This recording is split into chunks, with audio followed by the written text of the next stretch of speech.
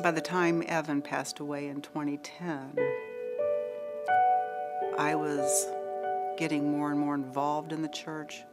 I started participating in small groups, and the more I got involved in the church and with the church congregation, the more people I began to develop relationships with, the more empowered and equipped I became to deal with the loss. And then the other amazing thing that God has done is He placed really important people in my life along this journey that have sustained me immensely. I needed grieving parents. And I got hooked up with a Facebook group, ironically. It's called Grieving Parents Without Surviving Children.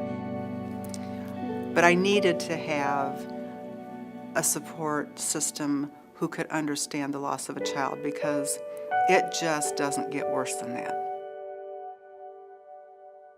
It's surprising how human beings, like our pastors or the congregation, are conduits to changing our relationship with God and helping it grow. I think God says, if you want to have a relationship with me, then I need to put this person in here because this person can help with that. And you might want to be in this place at this time. And He just kind of gets us to where we need to be and with who we need to be. I think back on what my life was like prior to Josh dying and the relationships I had in my life. All of them wonderful relationships. I have been very blessed with a wonderful network of friends and family. But in many respects, those relationships were, and still continue to be, social in nature. Going to a movie or going to dinner or that kind of thing. And when you're dealing with loss and grief, dinner doesn't heal that. Movies don't heal that. To keep powering through the grief,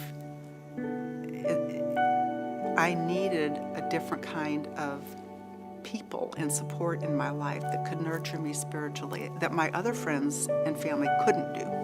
Not that they're not great people, they're still in my life and they're still very important. But this was new medicine for me. This was God equipping me to take on something that I was not equipped to take on. Relationships with people here at church that nurtured my spiritual growth sustained me to the point where I felt like I had a crutch over here. This was what I could lean on. This was the tangible God that I could lean on, because I can't see God and I can't touch Him, but the congregation and the pastors I can touch, I can lean on. You need relationships in your life that will nurture spiritual growth. Being a part of the small groups here at the church, being with people who can nurture my soul, I don't know what I would do without those.